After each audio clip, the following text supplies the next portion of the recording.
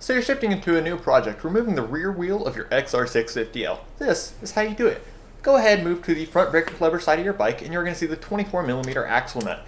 Go ahead and break loose. If you have the factory tools, all this is provided in there, but it may not be enough to still break loose because it's kind of tight. So feel free to use a breaker bar. You couldn't necessarily do this on the trails, but you don't have to tell anyone that you used the breaker bar here. If you're just that strong, I understand.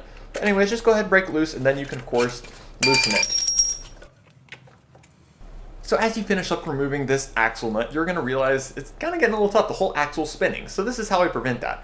I just go to pretty much the clutch lever side of the bike, I pinch the axle itself, and then you can continue to remove it. It will not turn and the axle nut can come off then. It's that simple. After you remove this axle nut, you're going to go ahead and remove the washer, remove the adjuster, and remove the retainer. It's that simple, and we're on to the next step. So the next step has to do with why this wheel has not come off already, and that's simply the chain is still there, obviously, so you may be wondering, how do I get it off?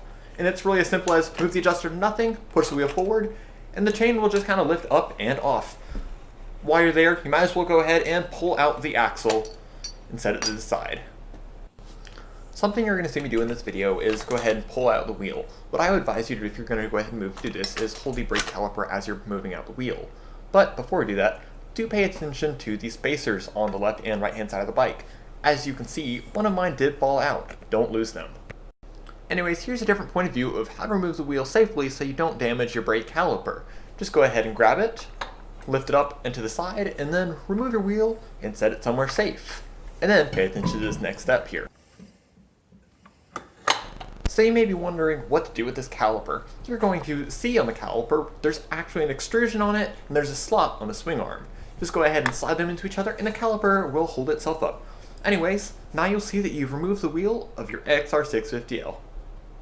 Anyways, if you did find this video useful, I would appreciate it if you'd like and subscribe to check out my other content here on my channel. But if you're not interested in that, perhaps you just want to take a quick glance at my Instagram, 1TB there. And once again, I do thank you guys, and I appreciate your support.